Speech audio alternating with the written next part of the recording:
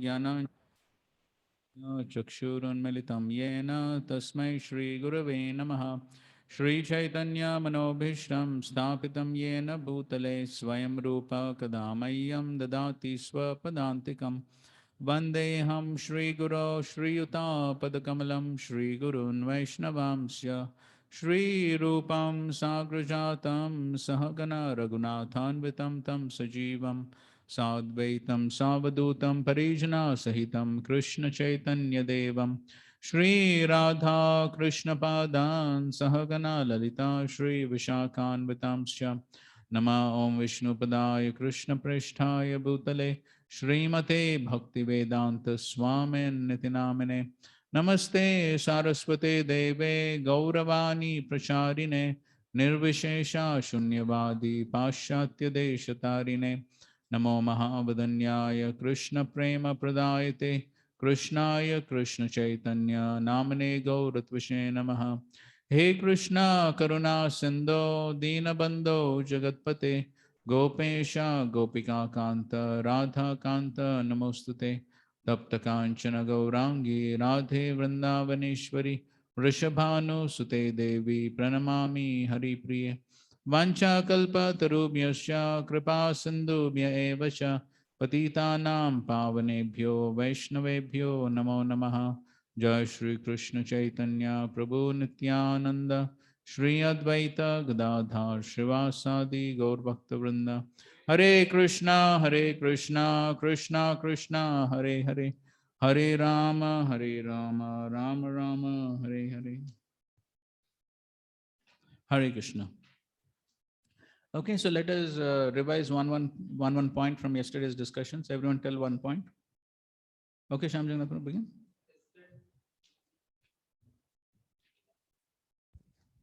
We see that how the fight was going on between Dhruva Maharaj and the Rakshas, and then Dhruva Maharaj he got angry. So Swambhu Manu has come in order to tell him not to be unnecessarily angry. So yesterday we were discussing in detail, great detail, that what are the bad effects of getting what is necessary anger, what is unnecessary anger, and how to overcome. Okay, fine. Thank you. Also, we had discussion about who is ultimately responsible for the jiva's suffering, what is undergoing. So you are mentioning that how Lord is udasin. So we also discussed many examples from Bhagavad Gita also. Prabhupada gives example of judge, the king, like that. So ultimately the jiva is responsible. So we discuss about the immediate cause and the remote cause. That way. Okay. So Lord is the remote cause, but ultimately is the root. The main responsibility lies of the jiva's own. Right. Okay. Thank you. हरे कृष्ण। तो इस हमारे सुख और दुख का कारण कौन है, तो इसका उसके लिए जो उदाहरण दिया ये जो श्लोक में बताया है कि जैसे हवा चलती है तो उसके साथ छोटे छोटे कंकड़ भी उड़ते हैं, तो वैसा है कि भगवान किसी को ये नहीं करते कि डिस्क्रिमिनेशन नहीं करते कि ये है, तो भगवान तो अपना सबको संभव देखते हैं, लेकिन हमारे कर्म के कारण ही हमें सुख दुख होता है। Okay, thank you.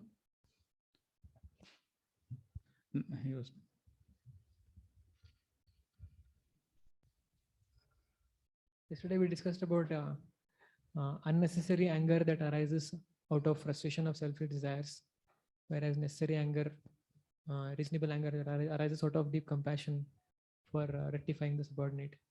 Okay, good. Thank you. We had also talked about Durvibhavya, inconceivable potency of the Lord, and like the control of the Lord, full control and detachment. Both can be only understood when there is we accept the inconceivable potency of the Lord. Yes, thank you. Is there anyone online? Hare Krishna, Prabhuji. Yes, Prabhu. Yeah. Yesterday we discussed on Lord is Purna. So Om Purnamada Purnamida Purnata Purna Mudachete. That Gopal Dada's example we discuss. Right. Yes, we discussed. Thank you. Anybody else is there? Yeah, Hare Krishna Prabhuji. So yesterday also you told about how Dhruva Maharaj was determined. Similarly, Lord also is determined to check his determination. And initially Narad Muni came inspired by Lord to meet Dhruva. Similarly, later on, the sages also come by the inspiration of Lord only to assure him of the protection of the Lord. And we discussed Ananya Bhak means three parts: nobody else but Lord's shelter only, no other desire, like that. Right. So the sages, they came on the inspiration of the Lord to help Dhruva Maharaj in the time of difficulty. Okay, good. Anybody else online? Okay, good. So we'll continue now. We're finished till text 20. And the text 20 said that how everyone enjoys or suffers the result of his own karma or fruitive activity. Om Namo Bhagavate Vasudevaya.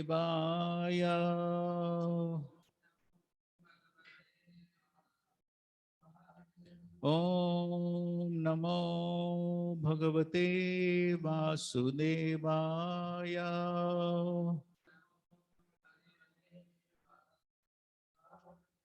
Om Namo Bhagavate Vasudevaya.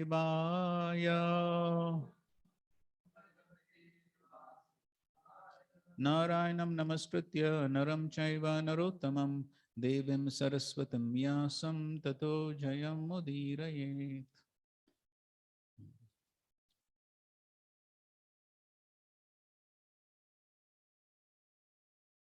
Okay, text 21. Let's recite. Ayusho pachayam jantos tataivo pachayam vibhu ubhabhyam rahitasvasto dustasya vidadatyasau. The Supreme Personality of Godhead Vishnu is all powerful and he awards the results of one's fruitive activities.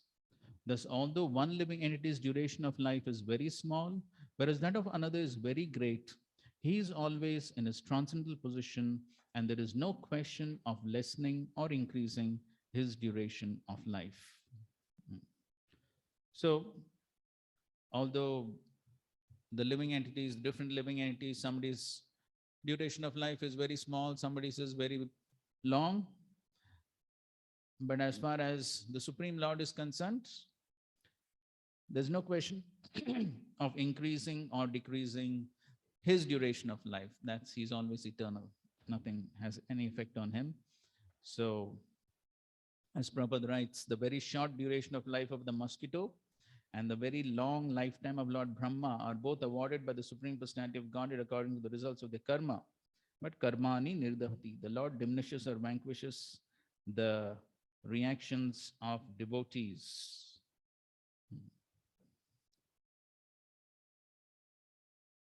Yes. And as far as the Lord is concerned, he is not affected by all this. So in this world, everyone is affected by karma. So then the next question arises, so is karma the only cause for the living entities' suffering and happiness? So in the next verse, Swayambhu Manu describes, Kechit karma vadantyenam swabhavam apare nripa eke kalam pare devam pumsa kamam utapare. The differentiation among varieties of life and their suffering and enjoyment is explained by some to be the result of karma, others say it is due to nature, others due to time, others due to fate, and still others say that is due to desire. Okay, so different theories according to different philosophies and different philosophers. So he's just talking about those different philosophies.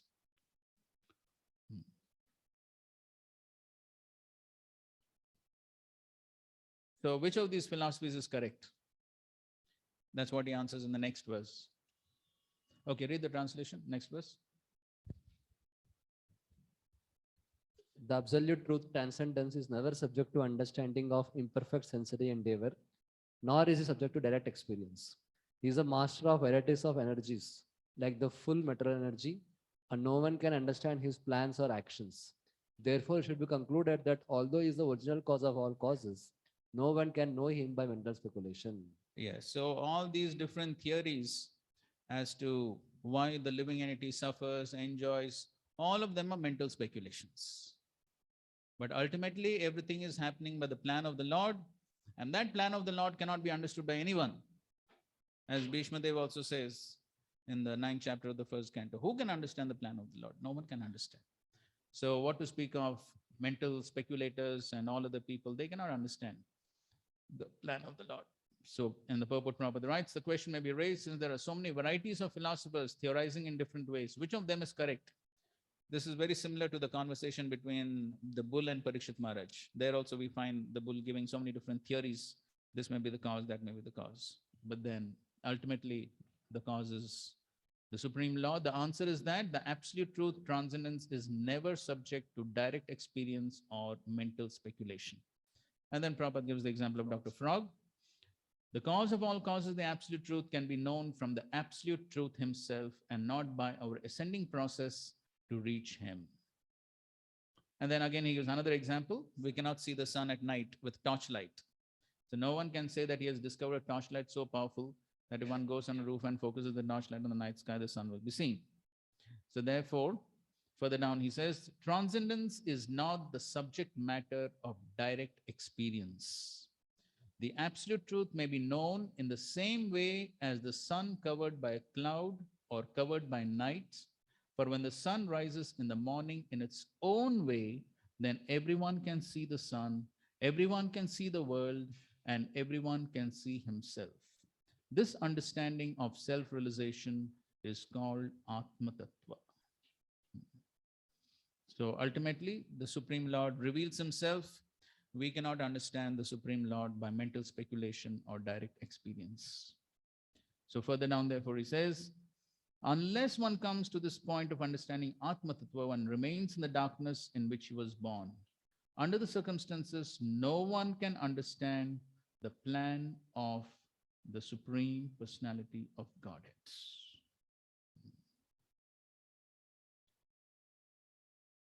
But we also make so many plans, isn't it?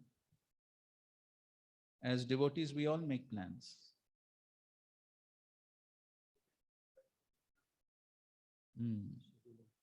Right. So we can make plans, but ultimately we have to know that Krishna's plan prevails. That is what is supreme. So we can make so many different plans, but unless those plans are sanctioned, nothing is going to happen.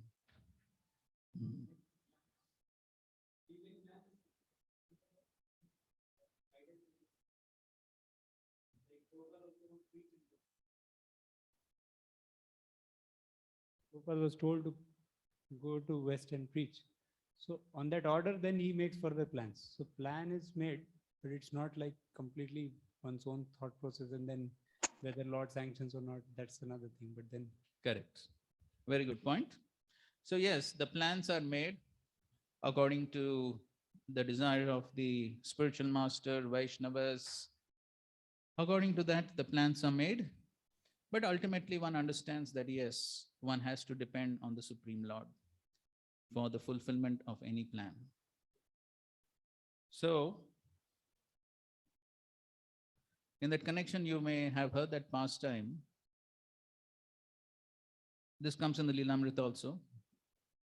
When in 1969, there was that famous but not very pleasant incident when some of the disciples started claiming that Srila Prabhupada is God. Correct? Everyone knows that pastime. And then at the same time, because there was some contamination of Mayavad, so at the same time, because Mayavad means that, okay, Guru is God, but we are also God. So everyone is one. So therefore, there were many offenses that were happening towards Srila Prabhupada. They didn't allow him to sit on the Rath cart. The founder Acharya was not there on the books. Books were not properly treated. So many offenses were happening. Srila Prabhupada was quite disgusted with the whole thing. So then, Srila Prabhupada made a plan. What was the plan?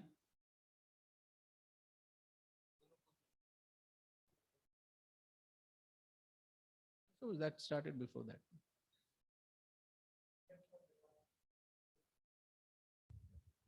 The sannyasis were expelled, told to start. Yes, but Rancho Prabhu said something right. What? He left for Japan.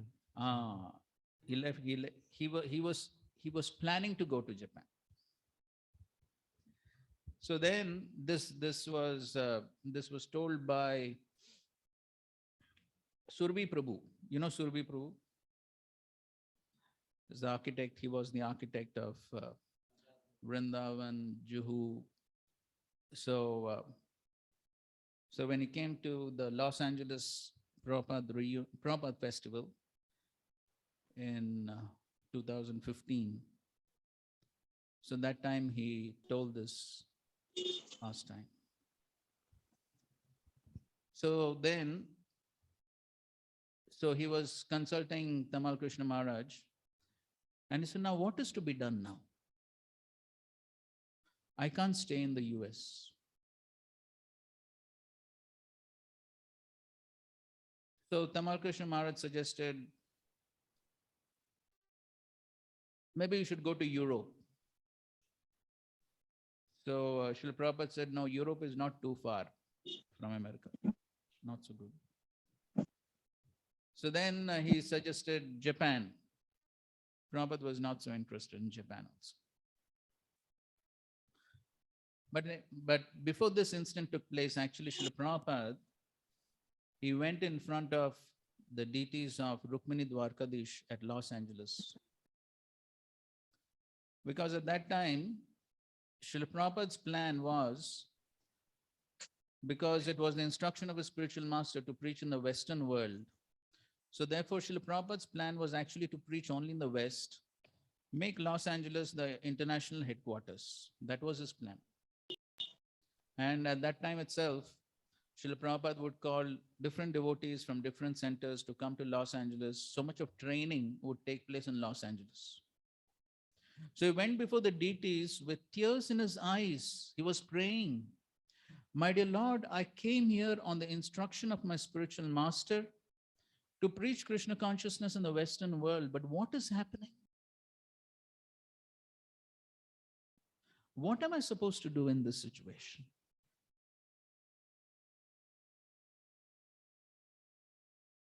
So apparently, Srila Prabhupada at that point of time could not understand what is the plan of the Lord.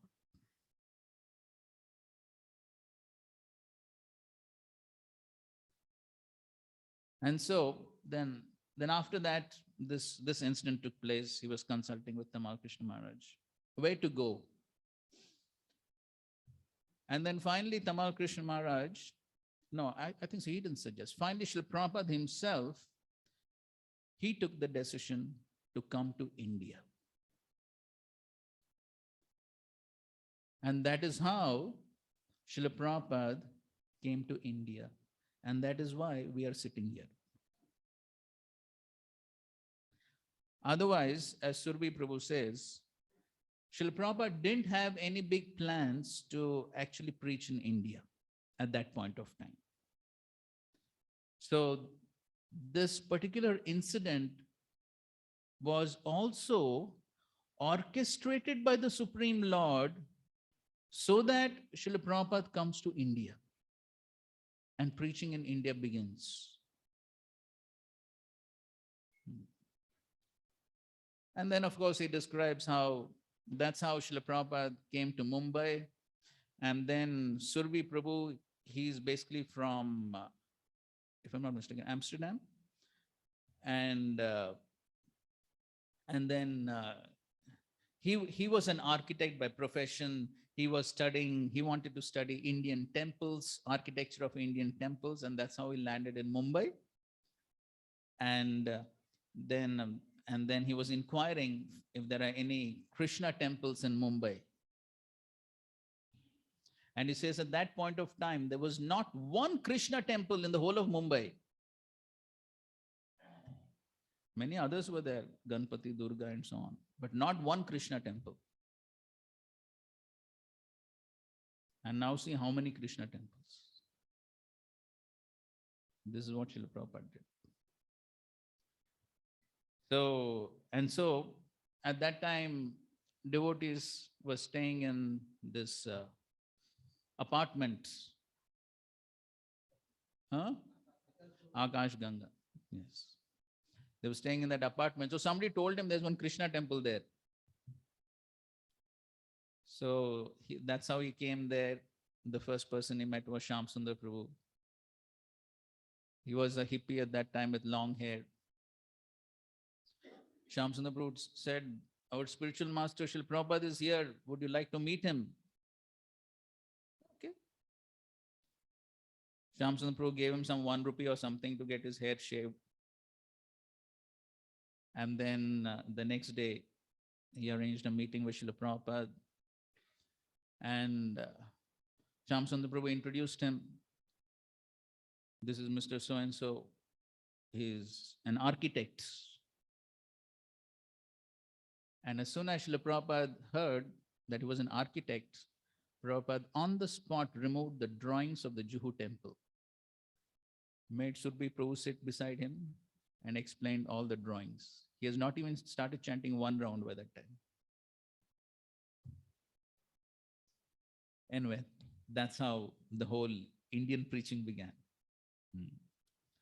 So this is how Krishna's plans are so inconceivable.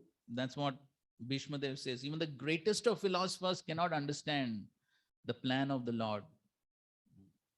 And in the purport, Srila Prabhupada writes very beautifully that actually, therefore, when some things happen which appears as if it is against our plan, having faith that Krishna has a plan, one must accept those incidents ungrudgingly.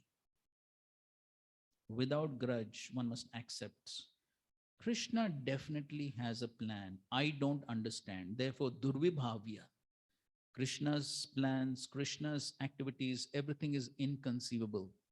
If I could understand everything, what Krishna is thinking and what is Krishna's plan, then what is the difference between me and Krishna?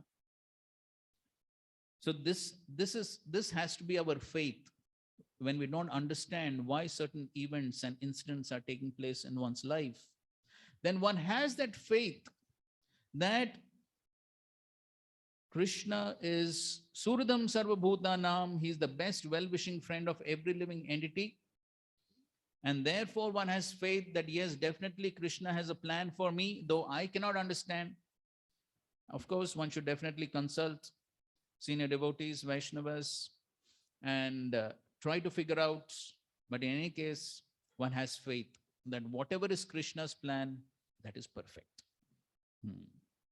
So therefore, sometimes very difficult to understand. At that point of time, apparently, when Srila Prabhupada couldn't understand what is Krishna's plan. But Krishna definitely had a plan.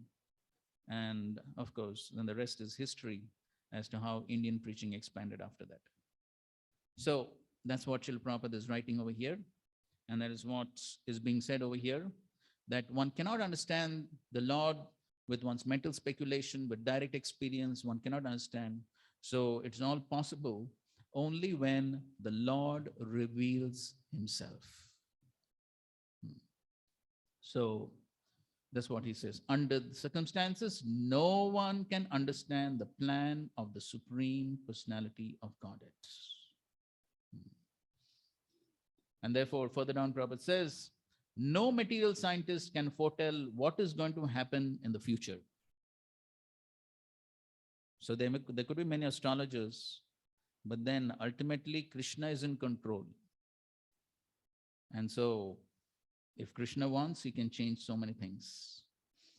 The Bhakti Yoga process, however, is completely different from so-called scientific advancement of knowledge. A devotee completely surrenders unto the Supreme, who reveals himself by his causeless mercy. In conclusion, the cause of all causes, the absolute truth, the Supreme Brahman, cannot be understood by philosophical speculation, but he reveals himself to his devotee because the devotee fully surrenders unto his lotus feet. Okay, so one may not understand, but Krishna orchestrates everything so that everything perfectly happens in the life of a devotee. And of course, in the life of Srila Prabhupada, We see so many such incidents that took place that were perfectly orchestrated according to the plan of the Lord. Okay, fine. Text 24, please read, translation.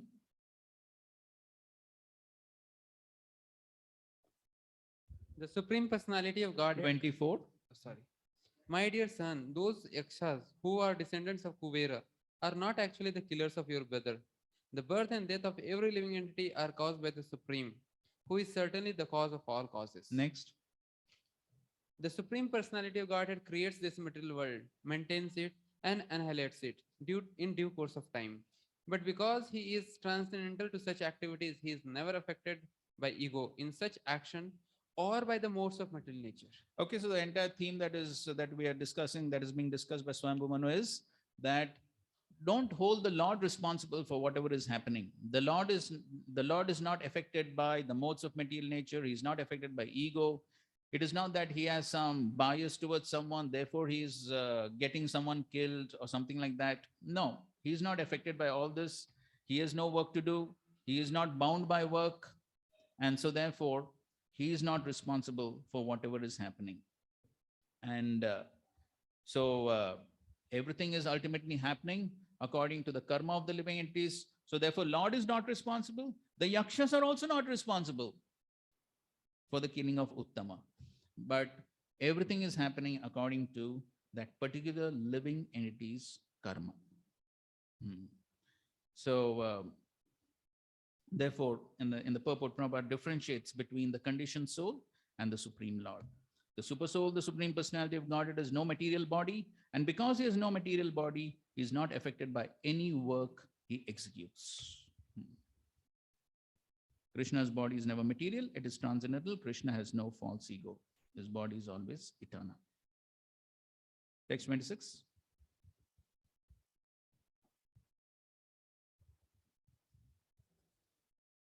The Supreme Personality of Godhead is the super soul of all living entities. He is the controller and maintainer of everyone. Through the agency of his external energy, he creates, maintains, and annihilates everyone. So he's sort of summarizing the whole thing. So he's saying that the Supreme Lord, he is super soul, he is the controller, he does creation, maintenance, annihilation. He does everything, but it is all happening through his agencies. It is all happening through his energies, the external energy, and he himself is not responsible for anything. So then Dhruva Maharaj may say, okay, all what you have said is correct, but then, yes, the Lord is not responsible. The yakshas are also not responsible. But what to do? I have a false ego. The Lord doesn't have ego, but I have a false ego. And because of my false ego, I am forced to think that, no, these yakshas are responsible for killing. Then what to do? So therefore, in the next few verses, Swayambhu Manu says that in order to get free from this false ego and all these misconceptions, one must simply surrender to the Lord. And by surrendering to the Lord, one can become free from this false ego. Therefore, in the next verse, he says, Tameva mrutyam amritam tata devam sarvat manopehi jagat parayanam yasmai balim vishva srijo haranti gavo yatha vaina sidama yantritaha. My dear boy Dhruv, please surrender unto the Supreme Personality of Godhead, who is the ultimate goal of the progress of the world. Everyone, including the demigods headed by Lord Brahma, is working under his control, just as a bull, prompted by a rope in its nose, is controlled by its owner. Yes, so therefore, Swayambhu Manu is saying, the solution is simply surrender unto the Supreme Lord, because he is in full control. So even Vishwasrija, all the demigods like Brahma, even they are controlled by the Supreme Lord, just like the Gava Yathavai Nasi Dhamma Yantritaha, just like the bulls are controlled by the rope passing through the nostril. So similarly, the Supreme Lord is controlling everyone. Therefore, ultimately, everyone has to surrender to the Supreme Lord. Prabhupada writes, the material disease is to declare independence from the Supreme Controller. Factually, our material existence begins when we forget the Supreme Controller and wish to lord it over material nature. Everyone in the material world is trying his best to become the Supreme Controller, individually, nationally, socially, and in many other ways. Dhruva Maharaj was advised to stop fighting by his grandfather, who was concerned that Dhruva was adhering to a personal ambition to fight, to annihilate the whole race of the Yakshas. In this verse, therefore, Swayambhu Manu seeks to eradicate the last tinge of false ambition in Dhruva by explaining the position of the Supreme Controller. So that's what he's saying. The words Mrityum, Amritam, death and immortality are significant. Because Lord says, Mrityu Sarva Harasyaham. I am ultimate death who takes away everything from the demons. So in this way, the Lord is the Supreme Controller. The disease is we also think that we also can become some controllers. We are independent. But what is our independence? What is our control? So it is so insignificant, hardly any control. So for the materialistic person, or for anyone for that matter, there's hardly any independence. So somebody may say, no, we are independent, isn't it? I can choose what to do. I can choose which movie to go. I can choose what activity to do. I can choose whether to come for this class or no. I can choose what eatables to eat. So many things I can choose, correct? So we have independence, isn't it? How it is being said here that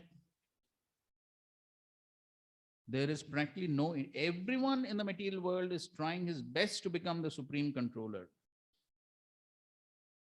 But he says that's a disease. So many times Prabhupada keeps writing again and again, there is no independence. But still it appears there is some independence, correct? How do we explain?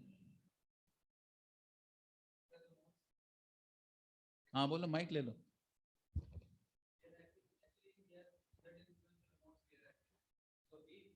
We are acting independently, but actually we are acting in influence of the same modes.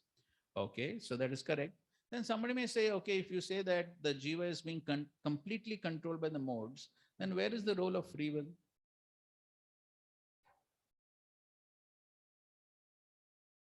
Yes. Actually, under the influence of the modes, we are misusing the free will, basically. Okay. So that's why when one practices devotional service and as soon as gets transcending the modes, then he can actually, to that extent, he is rightly using the free will also. Okay, that's correct. Okay, yes, Vadrashpur, please add something to this. Hare Krishna. We are having the independence for performing the action, but we are not having the independence for the consequences of the action. Okay, so Consequences are fixed, but the action can be chosen by the little independence which is there. okay, action can be chosen, but the consequences are fixed. Yes. So then that means if you say action is, we can choose the action. So that means we have independence, correct? Yes. Then why he's giving the example that just like the bull is tied by the nose and then he's pulled, when he's pulled, he has to move in that particular direction. That means there's no independence. No, he can choose not to move, but then his nose will bleed.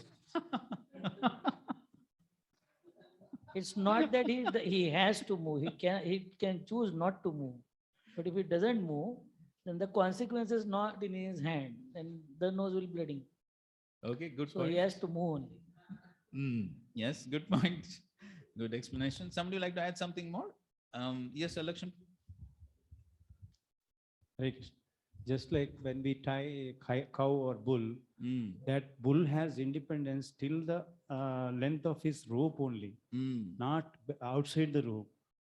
So that bull has that independence only till that rope moves. Similarly, we have little independence, but we are not fully independent. We are being a minute part and parcel of the Lord. So if there is no independence, then there is no question of part and parcel of the Lord. Okay. So we have little independence, but that does not mean that we are fully independent like the Supreme Lord. Correct. Okay, fine. Thank you. Somebody else would like to add something to the, yes, Ananddeep? Three modes govern us because there are past sanskaras which come out. And we have the free will, means by using our, by doing devotional service, by chanting, we are actually helping our free will to become free in one sense, to act against the dictations of the modes, against the dictation to live by Guru and Shastra. And usually if we don't connect to that principle of living by Guru and Shastra, then we will be carried forward by the modes only. So the past sanskaras dictate us to do something and we do that. Correct.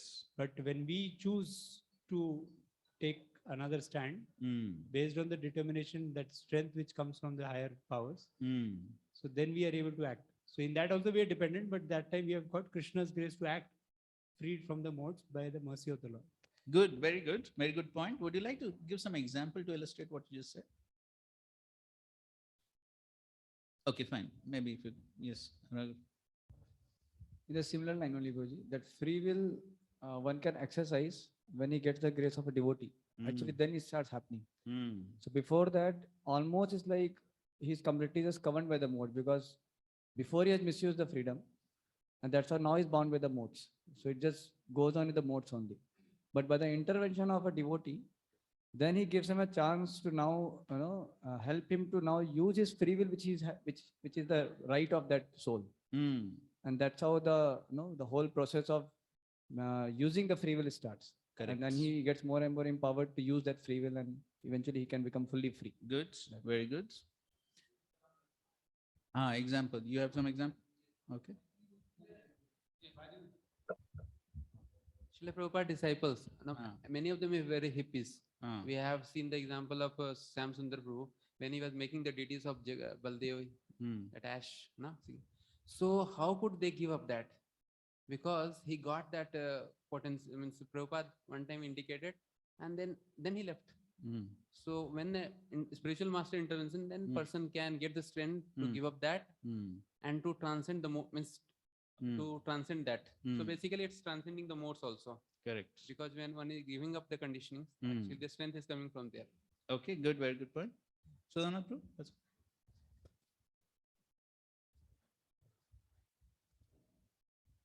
because we are part and parcel of Krishna. Krishna is supreme independent, so we also have got minute independence. And this independence is only in regards to desire. The only thing which the jiva can do is desire.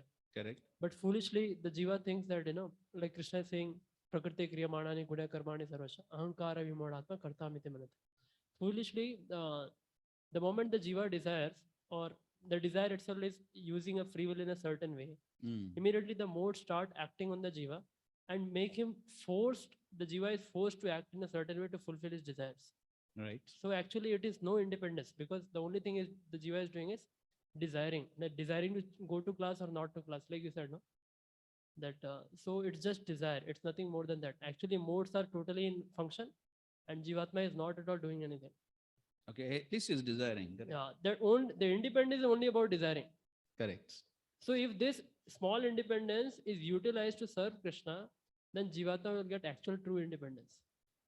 So, so still you are accepting that there is some independence, correct? Yes, there is independence because we are part and parcel of Krishna. We have got minute independence because Krishna is supreme independent.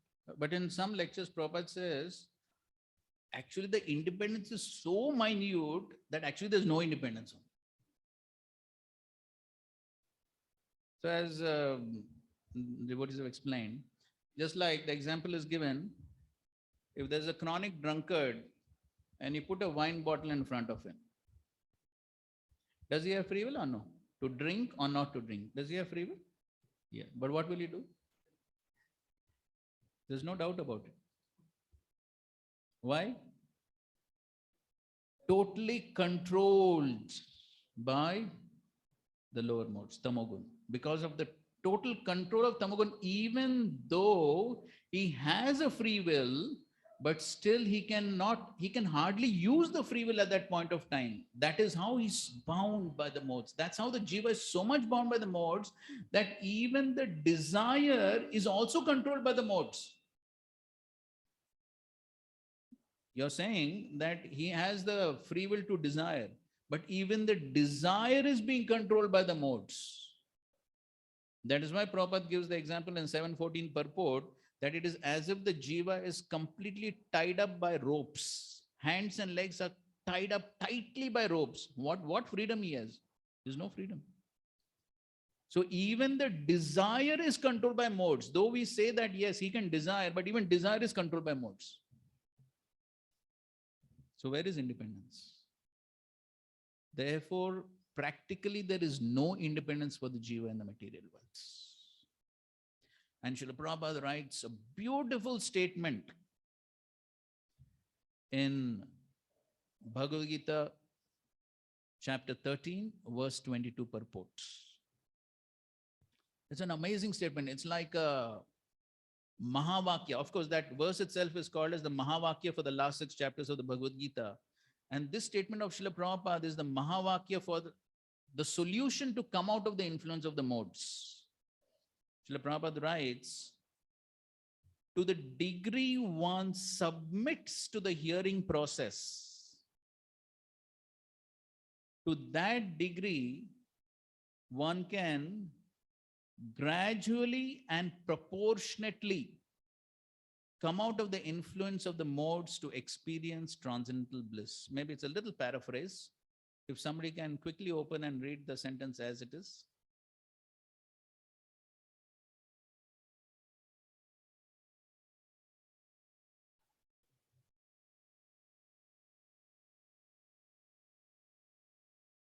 (1322) purport, second paragraph. Shall I read, Prabhuji? Okay, Sona Gaur, probably read. Yes. So there is that specific statement. You can read it. It comes a little further down in that purport. To the degree one submits to the hearing process. Can I? Please go ahead. The living entity, if he submits to this hearing process, will lose his long cherished desire to dominate material nature, and gradually and proportionately, as he reduces his long desire to dominate, he comes to enjoy spiritual happiness. Yes. Amazing statements. So when the living entity, the only way he can get out of this entanglement of the modes, which is so tightly binding the living entity that he cannot even desire. He has free will to desire, but even desire is also controlled by modes. That is how the living entity is bound. So the only solution is, Prabhupada is not saying only hearing. What is he saying? Submits to the hearing process. Today morning Bhagavatam class also Shankar Pandit was using that phrase which Prabhupada does use quite often, submissive oral reception. So one can hear. So many people come to a class and hear. But how many people submit to the hearing process? That makes the whole difference. So many people come to a Bhagavad Saptah. They hear for 7 days. So clap their hands and have some nice spiritual entertainments. And then after 7 days, what happens? As it is, nothing happens. Why? Of course, what is the quality of speaker? That is another thing. But the point is that submits to the hearing process. That means what one is hearing. So we are discussing so many of these Bhagavatam purports which Srila Prabhupada has taken so much trouble to give us. So how much we are really contemplating and thinking of how to apply them in our life. That is, submits to the hearing process. So when one submits to the hearing process, then what is the result? one loses his long cherished desire to dominate the material world. How long? Since time immemorial. He is having this long cherished desire to, as Prabhupada is writing here, his long cherished desire to become the controller, to become the supreme controller. That is there since time immemorial. But if one wants to lose that desire, one has to submit to the hearing process. Then he loses that desire to dominate, and to the degree, and because this desire is there since time immemorial, it is also going to take some time. Therefore, Prabhupada is saying gradually and proportionately. What is the proportion? To the degree one submits, to that degree, one will lose the tendency to dominate. That is the proportion. There's proportion between these two. Direct proportion. More one submits, more one loses the desire to dominate. And more one loses the desire to dominate, then what is the result of that? Yes, then one can experience the spiritual bliss. Just one statement, but it is like the solution to the whole problem.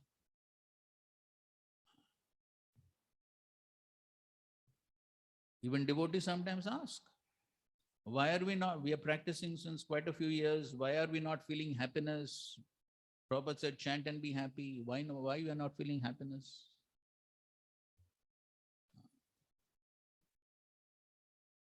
In one sentence, Srila Prabhupada has given the problem and the solution. So precise.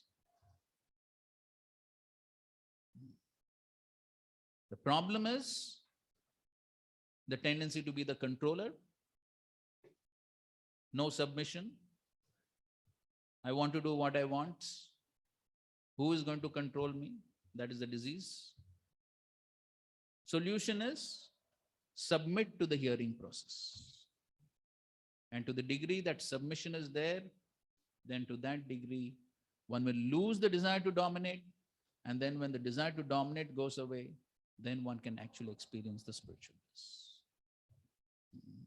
So that's what exactly is being told over here by Swayambhu Manu also. Swayambhu Manu is also telling the same thing. You want to be the dominator? You want to kill all the yakshas thinking you are the controller? No. This is not the way. You give up this tendency to dominate and surrender. If one surrenders, then yes. Then that's what Prabhupada is writing. Swayambhu Manu seeks to eradicate the last tinge. He's already on the liberated platform, having darshan of the Supreme Lord, but still the power of the modes is so strong in the material world, still there is some tinge of controlling mentality. And Swayambhu Manu wants to eradicate that last tinge of false ambition in Dhruva by explaining the position of the supreme controller who is controlling life and death and everything else. Further down, Prabhupada says, devotees who render continuous service to the Lord have already attained immortality. For whatever they are doing in this life, they will continue to do in the next. They will simply change their material bodies for spiritual bodies. Unlike the demons, they no longer have to change material bodies. The Lord, therefore, is simultaneously death and immortality. He is death for demons and immortality for devotees. He is the ultimate goal of everyone because he is the cause of all causes. Text 28. Please read the translation. Prabhuji. We'll just, a few more verses are remaining. So we'll just finish it, and if there are some questions, we can. My dear Dhruva, at the age of only 5 years, you are very grievously afflicted by the words of your mother's co-wife. And you very boldly gave up the protection of your mother and went to the forest to engage in yogic process for realization of the Supreme Personality of Godhead. As a result of this, you already achieved topmost position in all the three worlds. So, as Prabhupada writes in the last sentence, because Dhruva Maharaj had already surrendered to the Supreme Godhead, he was especially requested not to do anything unbefitting a surrendered soul. He had already surrendered. So, Swayambhu Manu is sort of reminding him, you are surrendered, now act according to a surrendered soul and don't act otherwise. 29. Therefore, my dear Dhruva, please turn your attention to Supreme Person, who is the infallible Brahman. Face the Supreme Personality of Godhead in her original position, and thus, by self-realization, you will find this material differentiation to be merely flickering.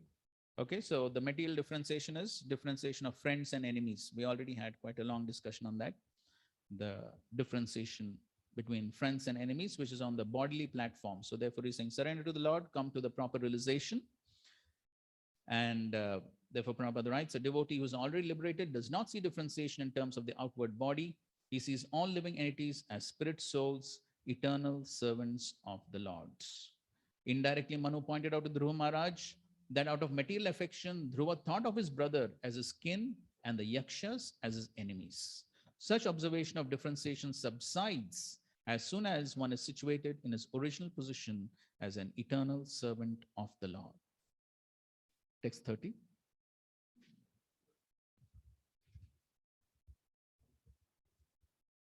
Regaining your natural positions and rendering service unto the Supreme Lord, who is the all-powerful reservoir of all pleasures and who lives in all living entities as the super soul.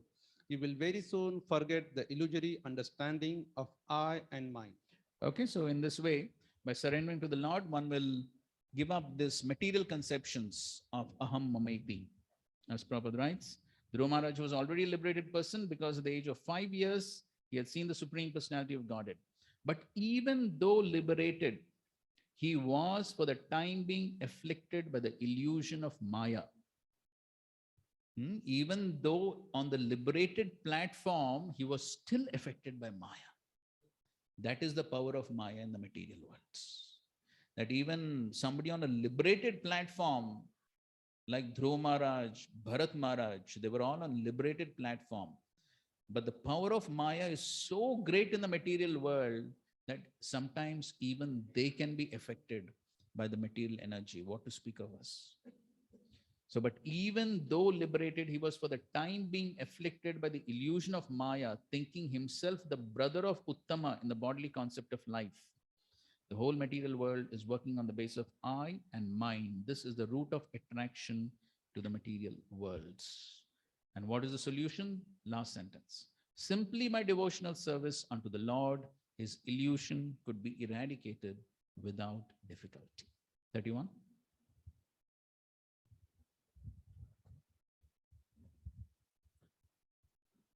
My dear king, just consider what I have said to you, which will act as medicinal treatment upon disease. Control your anger, for anger is the foremost enemy on the path of spiritual realization. I wish all good fortune for you. Please follow my instructions. Okay, this is a very interesting purport. You can read. Dhruva Maharaj was a liberated soul, and actually he was not angry with anyone. But because he was the ruler, it was his duty to become angry for some time in order to keep law and order in the state. His brother Uttama was without fault, yet he was killed by one of the Yakshas. It was the duty of Dhruva Maharaj to kill the offender, life for life, because Dhruva was the king. When the challenge came, Dhruva Maharaj fought vehemently and punished the Yakshas sufficiently. But anger is such that if one increases it, it increases unlimitedly. In order that Dhruva Maharaj's kingly anger not exceed the limit, Manu was kind enough to check his grandson Dhruva Maharaj, who could understand the purpose of his grandfather. And he immediately stopped the fighting. The words Shutena Bhuya Sa, by constantly hearing, are very important in this verse. By constantly hearing about devotional service, one can check the force of anger, which is detrimental to the process of devotional service. Srila Parishit Maharaj said that the constant hearing of the pastimes of the Lord is the panacea for all the material diseases. Everyone, therefore, should hear about the Supreme Personality of Godhead constantly. By hearing, one can always remain in equilibrium, and thus his progress in spiritual life will not be hampered. Dhruva Maharaj's becoming angry with the miscreants was quite appropriate. There is a short story in this connection about a snake who became a devotee upon instruction by Narada, who instructed him not to bite anymore. Since ordinarily a snake's business is to fatally bite other living entities, as a devotee, he was forbidden to do so. Unfortunately, people took advantage of this non-violence on the part of the snake, especially the children, who began to throw stones at him. He did not bite anyone, however, because it was the instruction of his spiritual master. After a while, when the snake met his spiritual master, Narada, he complained, I have given up the bad habit of biting innocent living entities, but they are mistreating me by throwing stones at me. Upon hearing this, Narad Muni instructed him, don't bite, but do not forget to expand your hood as if you are going to bite. Then they will go away. Similarly, a devotee is always non-violent. He is qualified with all good characteristics. But in the common world, when there is mischief made by others, he should not forget to be angry, at least for the time being, in order to drive away the miscreants.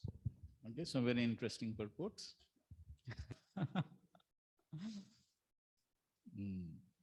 So what's the lesson? We had so much discussion on anger yesterday.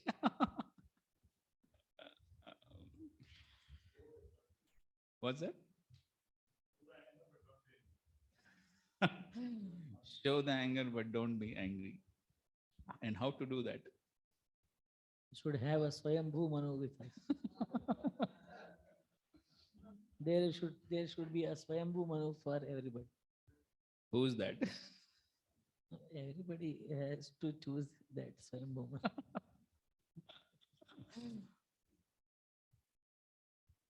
So practical application of this purports. Please share your realizations. Raghu Kripa Prabhu.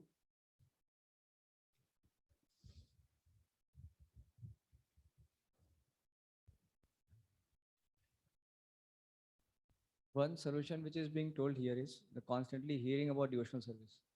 So one thing for practical application is that in general, our life should be so much surcharged with Shavanam and Kirtanam program.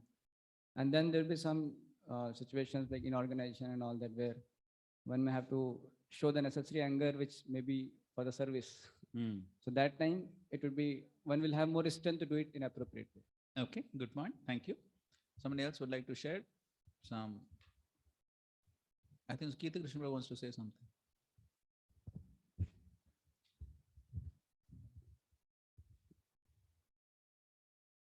Hare Krishna. This is a combination of yesterday's of discussion, necessary anger and unnecessary anger. Yes, in this, just Srila Prabhupada is giving an example.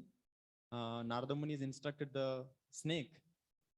Yes, that is the nature of this material world. When we get it's just simple, then we will use the undue advantage. So, but at the same time, again, Narada Muni instructed that do the needful, but not act upon. As Levatipati was mentioning that show the anger, but not express it in that way. Yesterday we were discussing about necessary and unnecessary, how to combine this is that. When we are being in this institution as in management or anything, and when we have shown that, even for the matter of, as Narada Muni instructing, just to show it so that they will go away. If in that situation, if that is not coming up, then we show that anger. But actually, if it is a necessary, then the devotee who showed that, he will become normal. He will not carry forward the grudgings. He can bend down also, just like in Dhruva Maharaj's case. Yesterday we discussed the same thing. Indra troubled him like anything. He showed anger as equal as Indra, but when Brahma had come there, Vishnu had come there, yes, because he wanted to set an example. He was taking the other sampradayas. So to set an example as a king, same Dhruva Maharaj doing the same thing, but they are ready to bend down. They are ready to submit. So in that situation, yes, it's necessary to show the anger, but provided we are submissive to the oral reception and hearing process. Okay, good, very good. Maybe one more, somebody, yes, Shri Kumar.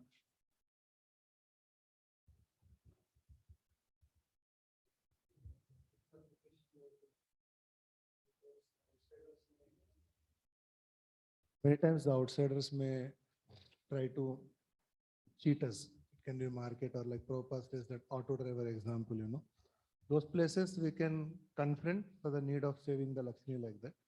So this purport, whatever the story Narada Muni has told, So those kind of places we can exhibit that anger. And yet after that we have to be detached and we have to go on with our services. Correct. So, yes, that's very true. Prabhupada is writing here, but anger is such that if one increases it, it increases unlimitedly. So yes, so for practical purposes, practical reasons, we may have to show our anger. But by showing anger also, we are inviting the Rajogun and Tamogun. And so there is always a risk of getting carried away by that anger, as in the case of Dhruva Maharaj. So we may show anger for service, but there's a risk there. What is the risk? One could get carried away by the anger. Therefore, to not get carried away by the anger and to remain in equilibrium, therefore, then Srila Prabhupada is focusing on the hearing process. So when there is the constant hearing process, there is purification, then even though one may show anger for service, but then one will also be able to calm down and not be excessively carried away by anger because of the proper purification, proper intellectual understanding, philosophical understanding. When everything is properly there by the hearing process, then that's how one can balance these two.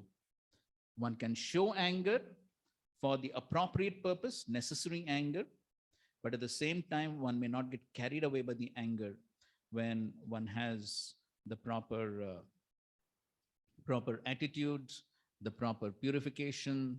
That's why Prabhupada says, by constantly hearing about devotional service, one can check the force of anger, which is detrimental to the process of devotional service. Okay, so nice purport. Okay, please read 32. Okay, the remaining translations, somebody can just go through the remaining translations.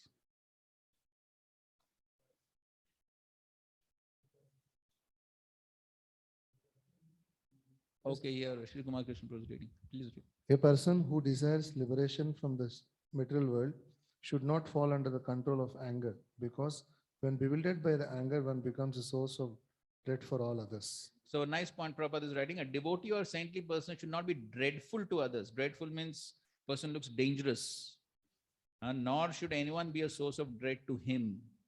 Okay, so that's what he's saying. Okay, go ahead. My dear Dhruva, you thought that the Yaksha killed your brother, and therefore you have killed great numbers of them. But by this action, you have agitated the mind of Lord Shiva's brother Kuvera, who is a treasurer of the demigods. Please note that your actions have been very disrespectful to Kuvera and Lord Shiva. Go ahead. For this reason, my son, you should immediately pacify Kuvera with gentle words and prayers, and thus his wrath may not affect our family. Thus, Swayambhuva Manu, after giving instruction to Dhruva Maharaj, his grandson, received respectful obeisances from him. Then Lord Manu and the great sages went back to their respectful homes. Thus in the Bhaktivedanta purports of the 4th canto, 11th chapter Srimad Bhagavatam, entitled Swayambhuva Manu advises Dhruva Maharaj to stop fighting. In the purport of text 34, some important points. In our common dealings, we should maintain friendship with everyone, and certainly with such exalted demigods as Kuvera. Our behavior should be such that no one should become angry and thereby commit a wrong to individuals, families, or society. So here, Swayambhu Manu was concerned that Lord Shiva, Kuvera, they will become upset by Dhruva Maharaj's dealings, and that will affect the whole family of Swayambhu Manu. So he was concerned about that. And so therefore, Srila Prabhupada is writing that, so our dealing should be such, so exemplary, that no one else is agitated by one's behavior that may affect individuals, family, or society. So these are some very important points which we can try to apply within our own lives. Okay, so we'll just take a 7 minutes break and then we will take some questions and then we'll go ahead with the next chapter. Hare Krishna, please. So just like, so we hear so many things about how to rise above the lower modes, how to increase the mode of goodness. Krishna in the Bhagavad Gita has described foods in the mode of goodness, determination in the mode of, foods in the 3 modes, determination in 3 modes, work in the 3 modes. So many things Krishna has described throughout the Gita. So if one may read them, hear them, speak about them, give lectures to others, but if one oneself doesn't make an attempt to follow, then how will any transformation take place in one's own life? So the submission to the hearing process means that one has to try and follow. That is the basic meaning of submission, isn't it? Submission means somebody is giving instructions. Srila Prabhupada is giving instructions. Spiritual masters are giving instructions. So they're giving instructions. So if I submit to them, then that's how one can rise above the modes. To give a simple example, so by the influence of Tamogun, we want to sleep in the morning. We may not want to get up for Mangalarti. That is the influence of Tamogun. But if I remember that my spiritual authorities have instructed me, my spiritual master is instructed, Srila Prabhupada is instructed that I have to rise early in the morning, attend Mangalarti. So if I remember that instruction and I submit to that instruction, then in spite of the influence of Tamogun, I make an effort to get up and attend the Mangalarti. Then that's how I slowly come out of the influence of Tamogun. So that's an example, but it applies to everything. So that's how when one takes those instructions seriously and one tries to apply, then gradually one can come out of the influence of the modes, and that's how one can come to the transcendental platform. Therefore, yesterday also we were discussing in one of the purports, Srila Prabhupada gives the translation of Mamchu Abhicharena Bhakti Yogena Sevate Sagunan Samadityetan Brahmbhuyaya Kalpate. But Srila Prabhupada translates Avyabhicharini as what? Somebody remembers? Yes, sincerely and seriously. Prabhupada, that's how Prabhupada translates Avyabhicharini Bhakti. And so, the sincerity and seriousness to follow what the Shastra is saying, what Guru is saying, what sadhus are saying. So if that seriousness is there and the sincerity is there, then that's how one can gradually come out of the influence of the modes and gradually come to the transcendental platform. Is that okay? Somebody would like to add something to this?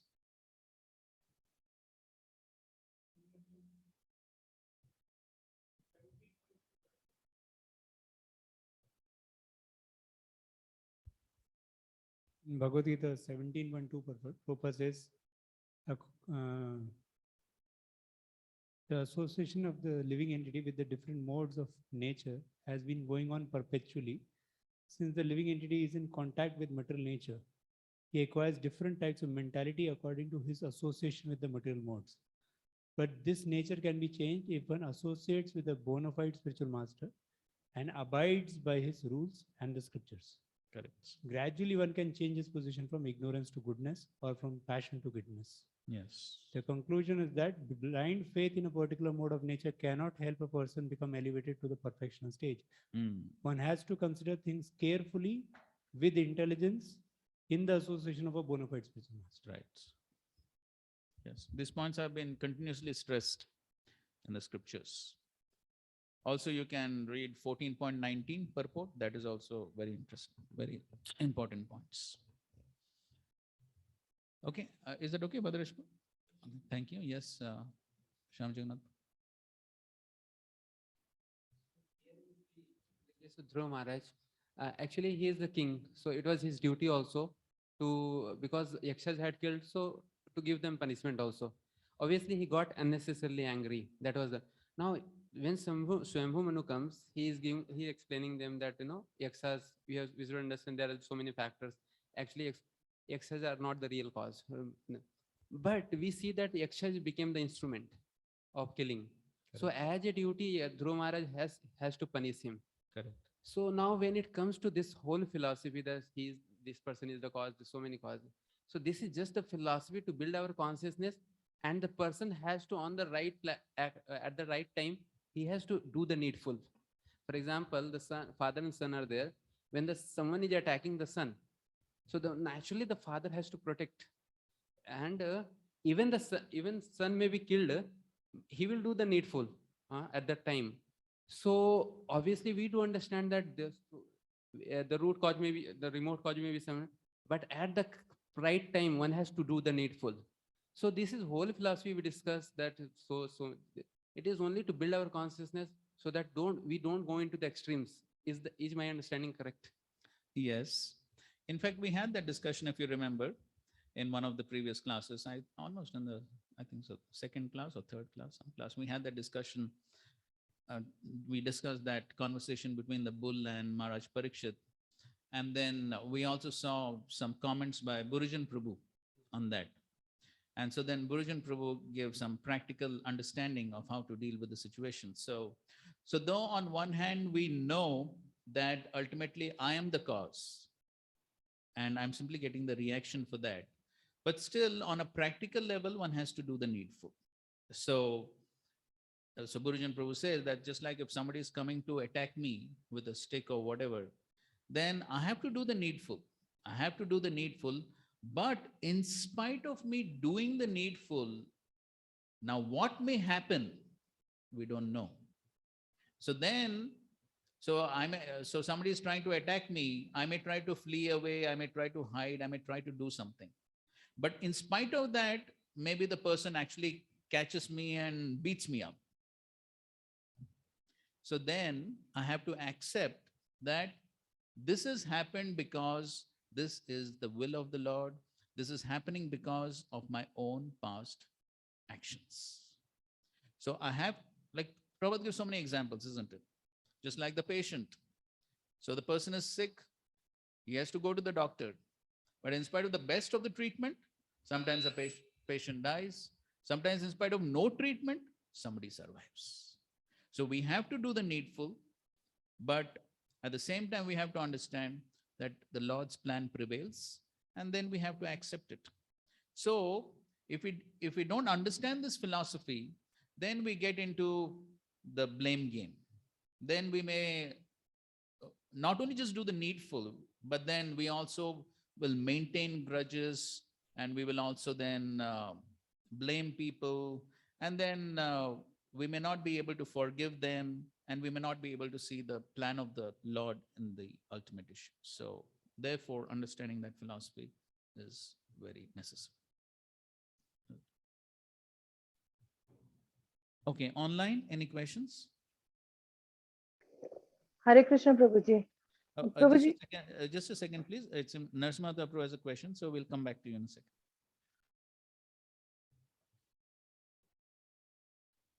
Yes, Narasimha Prabhu, you have a question? Yes, Prabhuji. I'm just trying to confirm my understanding. Because when the question is raised that, Dhruva Maharaj had the darshan of the Lord and he became pure devotee, and still why he has this Atiroshena in killing the Yakshas. So Prabhupada is writing towards the end of this chapter that he had this personal ambition to fight and annihilate the whole race of Yakshas, and his grandfather was trying to remove this last tinge of false ambition. And Prabhupada is also writing about this, although he was liberated, for the time being afflicted by the illusion of Maya. So is this answer correct, or this understanding? Or? Yes, that's correct. So though, as Prabhupada is writing very clearly, that he got angry in the performance of his duty, he got angry, that was justified. But when he got angry, he got carried away by the anger. And then it became unreasonable. Okay. Yes, Mataji had some question. Hare Krishna, Prabhuji. Prabhuji, Yes. regarding this anger that is there, we see that devotees do get angry on themselves if they have not actually done something properly. It's a healthy anger, basically, that they try to even punish themselves in subtly also, that I was not able to, or till the time I don't chant certain number of rounds, I will not drink water, or oh, I have not completed reading this much, so I'll punish myself. Now, one is called healthy anger, but the other anger that the devotees have, there is a unhealthy anger on themselves itself. Like I saw in some part of India, that there was this devotee, and she used to punish herself very brutally, actually, means in terms of beating her own self, and uh, uh, and she was a good devotee. I mean, morning program, everything she used to attend very nicely, but she used to punish herself very brutally, and she used to harm her body and soul. So how can we understand this, Prabhuji? Therefore, in Krishna consciousness, nothing is to be done whimsically. Ah. So everything has to be under proper guidance and proper instruction. Ah. So we understand that the body is also property of Krishna, as very much exemplified in the pastime of Sri Chaitanya Mahaprabhu and Sanatana Goswami. So therefore, we have no right to harm Krishna's property. The body is Krishna's property. So how can we harm unnecessarily? Yeah, because I used to feel very bad when she used to punish herself, and I said, no, we can never punish ourselves so brutally, actually. Because if we are punishing ourselves, one day it might come to the other person also, when we're in a leadership position, that we might punish them also the same way. So that's the lesson I was trying to understand. Yes. So therefore, everything has to be under proper guidance. Thank you, Prabhuji. Thank you. Thank you. Anything else?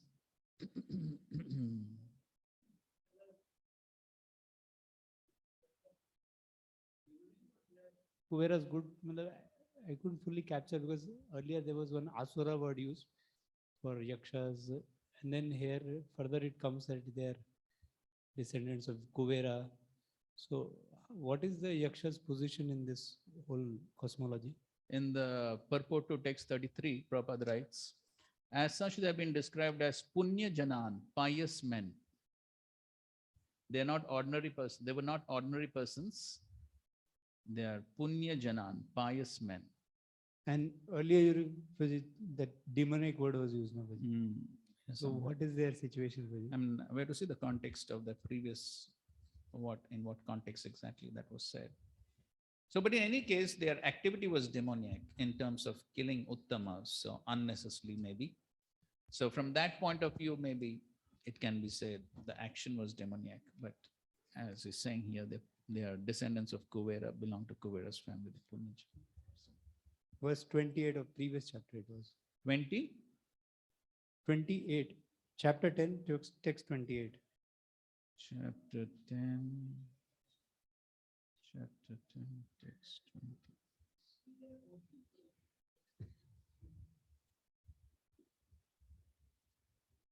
The demon yakshas are by nature very heinous. That one, no? Yeah. So by nature very heinous, and then they are Punya Jana also.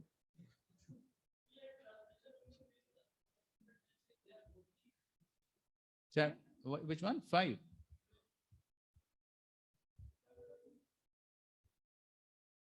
Okay, full of ghostly persons who are followers of Lord Shiva. So in the purport, Prabhupada says the yakshas may be taken to be the Himalayan tribes, like the Tibetans. But he says the yakshas are more or less devotees of Lord Shiva. They're devotees of Lord Shiva, so therefore they're pious, but still they have. You have something to say? But still there are some demoniac. So the followers of Lord Shiva also have some demoniac qualities, all that, isn't it? So combination. So they are Punya Janan also, followers of Lord Shiva, some demoniac qualities, so everything. Chapter 12. Dhruva Maharaj goes back to Godhead. Okay, let's recite the first verse. Maitreya Uvacha Dhruvam nivrittam pratibudhya vaishashad apetamanyum bhagavan dhaneshwaraha tatragatascharana yaksha kinnarai samstutyamano nyavadat kritanjalim. Translation.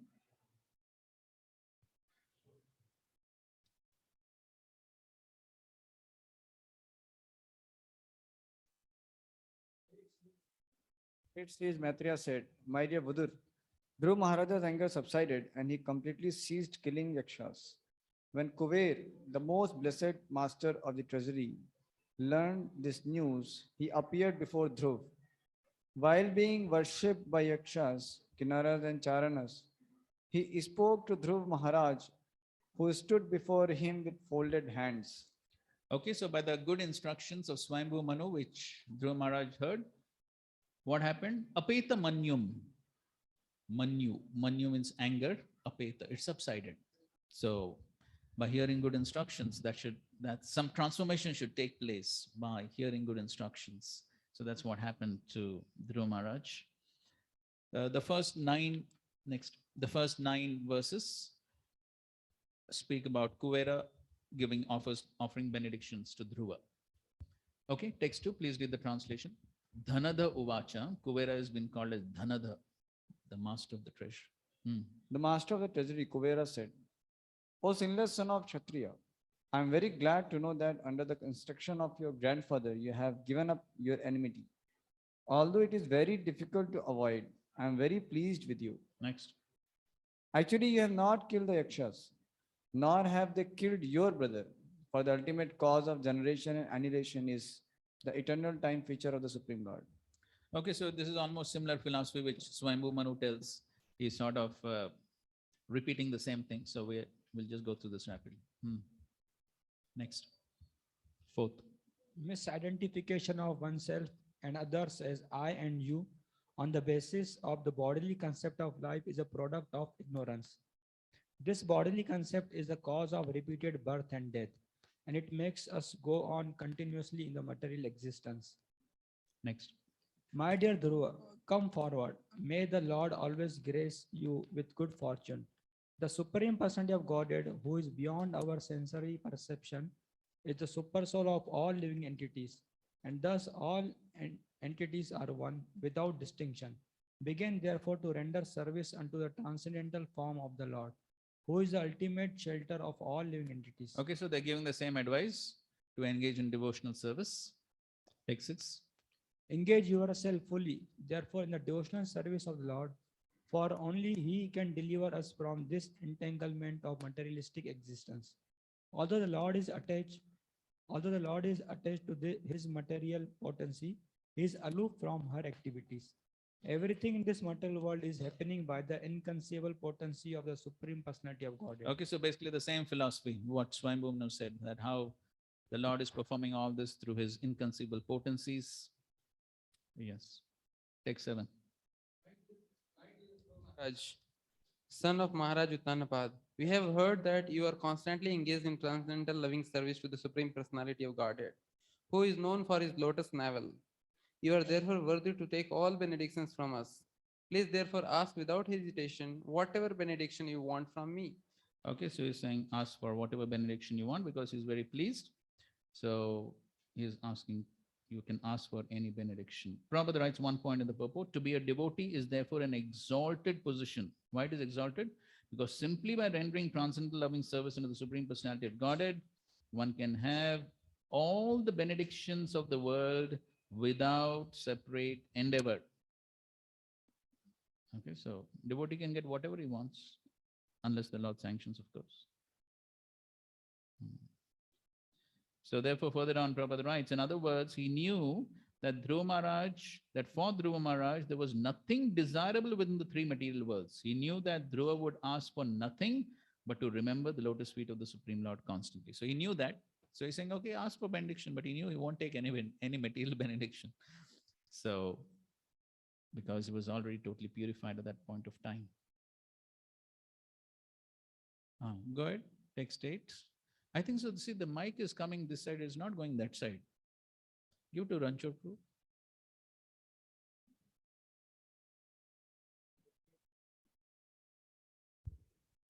The great sage Maitreya continued, "My dear Vidra, when thus asked to accept the benediction from Kuvera, the Yaksharaj, king of the Yakshas, Dhruva Maharaj, that most elevated pure devotee, who was an intelligent and thoughtful king, begged that he might have unflinching faith in and remembrance of the Supreme Personality of Godhead. For thus a person can cross over the ocean of nescience very easily, although it is very difficult for others to cross." Okay, let's recite this verse. Maitreya Uvacha Sarajarajena Varaya Chodito Dhruvo Mahabhagavato Mahamati Harau Savavre Chalitam Smritim Yaya Taratyayatnena Duratyayam Tamaha. Okay, so he's saying, so the qualities of Dhruva Maharaj are being mentioned here. What are the qualities? Mahabhagavato Mahamati. There's a Mahabhagavat, and he also has Mahamati, great intelligence. So those were the qualities of Dhruva Maharaj. And so because he was intelligent, he was Mahabhagavat, and Prabhupada translates Mahamati in the translation as intelligent and thoughtful. Okay, so not only just intelligent, he was also thoughtful. So thoughtful, proper discrimination. And so what did he ask for? He asked for Harau Savavre Achalitam Smritim. He asked for Achalitam Smritim, Achal, unflinching remembrance of the Supreme Lord. Prabhupada adds one more thing to that. He says unflinching faith, faith and remembrance. Because without faith, very difficult to have remembrance. So Prabhupada is adding that, though it is not in the verse. Achalitam smritim. Then, ayatnena duratyayam tamaha. So in the morning, Shankar Pandit was discussing something which is dushkaram, sukaram. So what is dushkaram? Duratyayam tamaha. To cross over the ocean of nations is dushkaram or duratyayam, very difficult. But it can become ayatnena, without difficulty. Very easy it can become by this achalitam smritim. Then tarati ayatnena. Then it is possible to cross very easily if one has that constant remembrance of the Lord. So Prabhupada writes, but Dhruva Maharaj wanted a benediction which surpasses even the highest Purushartha liberation. He wanted the benediction that he might constantly remember the lotus feet of the Lord. This stage of life is called the Panchama Purushartha. When a devotee comes to the platform of Panchama Purushartha, simply engaging in devotional service to the Lord, the fourth Purushartha liberation becomes very insignificant in his eyes. In fact, this whole thing was the discussion today morning, isn't it? This Prabodhananda Saraswati, same thing. Devotee considers sense gratification, will of the wisp. And further down he says, naturally, anyone who's a first-class devotee must be first-class intelligent person and therefore not interested in any kind of benediction within this material world. Towards the end, the King of Kings personally offered Dhruva Maharaj any amount of riches, but he declined to accept them. He is described therefore as Mahamati, very thoughtful or highly intellectual. Okay, please read the translation of the next verse. The son of Idavida, Lord Kuvera, was very pleased, and happily he gave Dhruva Maharaj the benediction he wanted.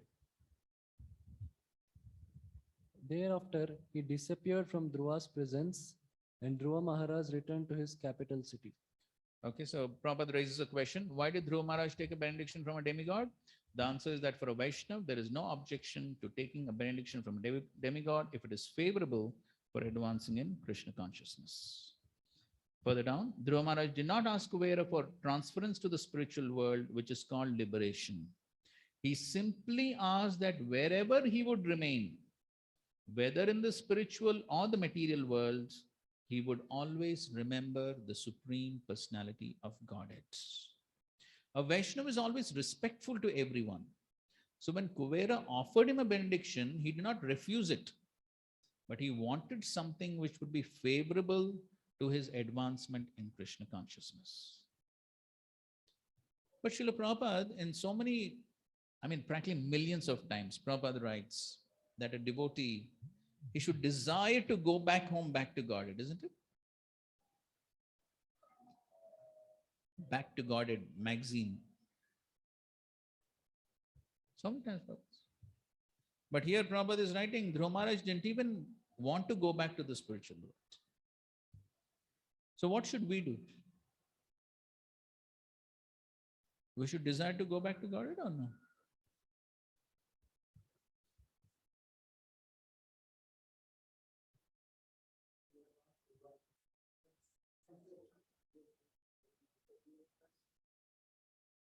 Without mic, no, please don't speak without mic, otherwise the online viewers will get angry.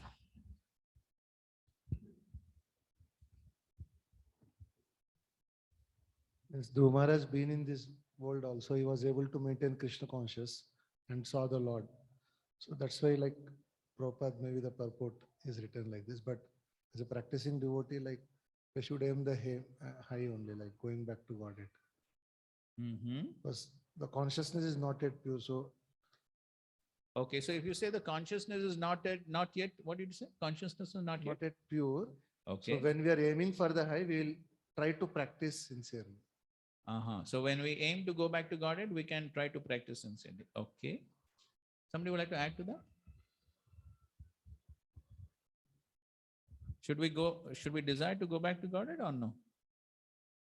So if you say no, then that means Prabhupada said something wrong. We should desire to go back to Godhead because that will help us to intensify our Krishna consciousness. At the same time, if Lord wants us to remain for the sake of preaching, then devotee is ready to do that also. Okay, interesting comments. Can we have some participation from those who have not yet participated, please? Don't worry, there are no marks for whatever you say here.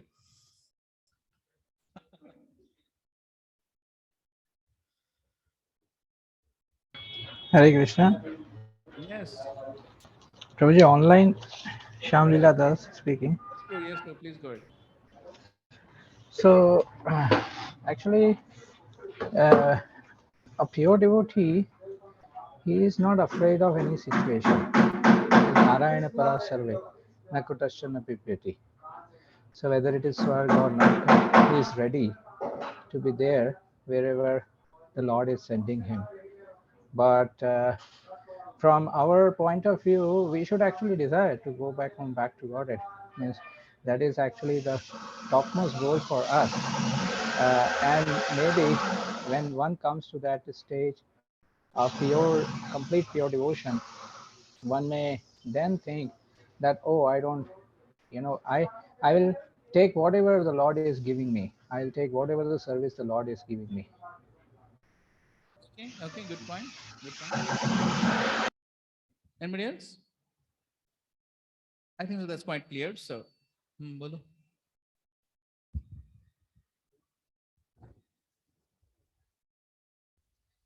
Desire to go back to God is very natural for the soul. Because that's like the birthright of the soul to be with the Lord, in the Lord's abode in his pastimes and all that. But at the same time, like a devotee, he goes on in his attitude to please the Lord and serve the Lord. That if at all Lord wants him to be in certain situation, but then he wants that remembrance of the Lord should not be taken away, that his service should continue. Right. Yes, that's correct. There's one purport where Srila Prabhupada writes, I'm not remembering the exact reference, but Srila Prabhupada writes that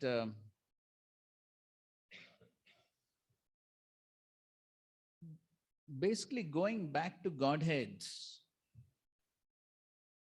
means being fully Krishna conscious. So then the place is immaterial. So if one is fully Krishna conscious, then one is totally dependent on the Lord. And if Krishna wants to take the person, the devotee, back to the spiritual world, okay, that is fine. But even while remaining in the material world, he's actually in the spiritual world. Because so much depends on the consciousness. So, and that is actually, morning also, there was the discussion on Vishwam Purna Sukhaite. So Srila Prabhupada explains why is it Vishwam Purna Sukhaite for the devotee? The material world also is Vishwam Purna Sukhaite because he is able to see the Lord everywhere. And so because he's able to see the Lord everywhere, he's happy even while being in the material worlds. And so therefore, it is as good as the spiritual world. Also, we read some purports where Srila Prabhupada has written that for the devotee, what the devotee is doing in the material world, the same thing is going to do in the spiritual world also. Activity is the same, devotional service. So therefore, at the same time, if a devotee actually desires to go back to Vaikuntha, that is the spiritual world in terms of the geographical place also, that is also correct. Srila Prabhupada does mention that also because it is natural for a son to be reunited with the father. So that is also correct. And to think that the main aspect of going back to Godhead is to be in full Krishna consciousness wherever one is. So that is also correct. So in both aspects, so a devotee, he may desire to actually go back to the spiritual world or to be in the spiritual consciousness or the Vaikuntha consciousness while being in the material worlds. So both are totally perfect. Yes, Alakshmi.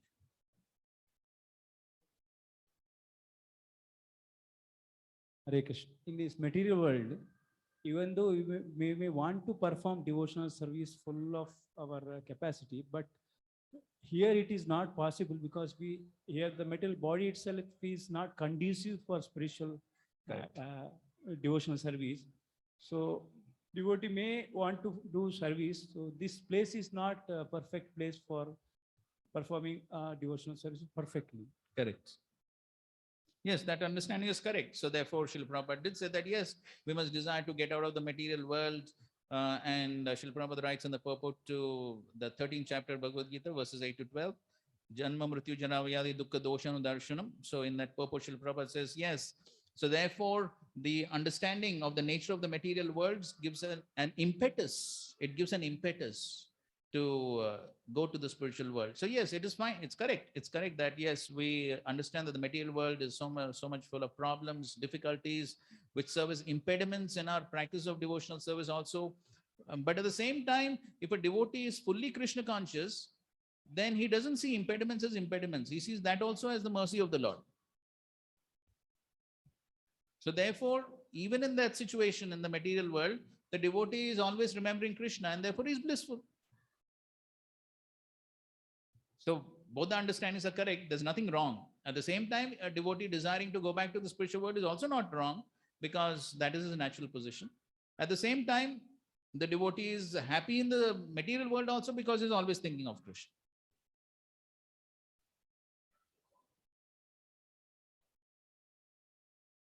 So either way, nothing wrong. As long as one is Krishna conscious, everything is perfect. Okay, fine. Anyone has some refutations on their understanding?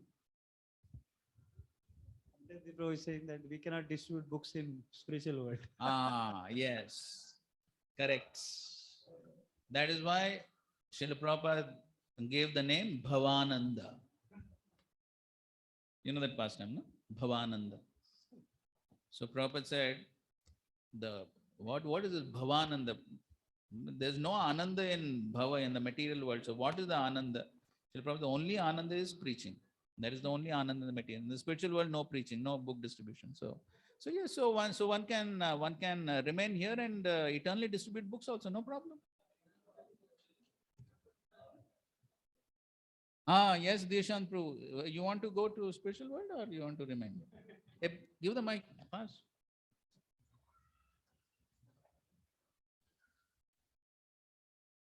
वो धाम जाने की इच्छा तो सबकी है और प्रचार करने की इच्छा भी सबकी है और हम बोलते हैं कि अगर यहाँ रहेंगे और हम कृष्ण का स्मरण करेंगे तो यही भगवत धाम है, लेकिन 24 घंटा स्मरण नहीं होता है।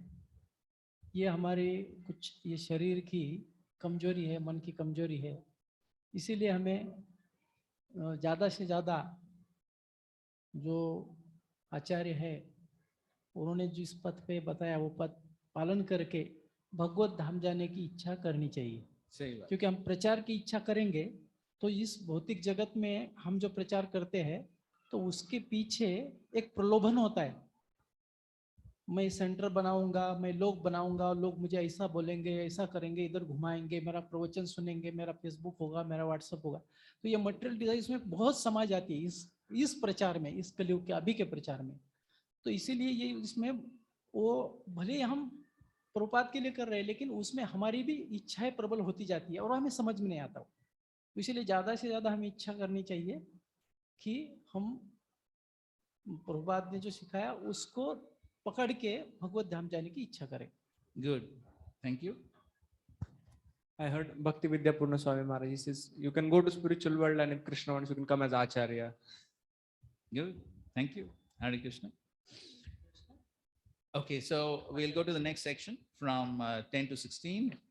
Dhruva Maharaj's glorious rule and retirements.